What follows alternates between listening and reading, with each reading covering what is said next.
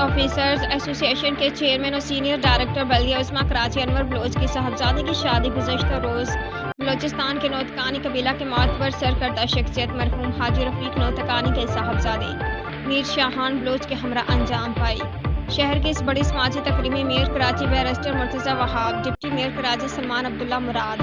مختلف town chairman اراکین council بلدیہ عظمیٰ، پیپلز لیبر بیورو کراچی کے صدر محمد اسلم سمو،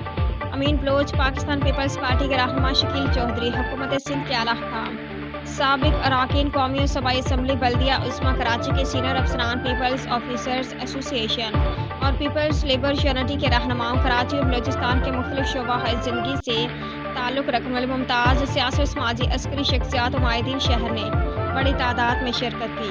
پیپلز آفیسرز ایسوسی ایشن کے چیئرمین انور بلوچ نے تمام معزز مہمانان گرامی کی اس تقریب میں شرکت کو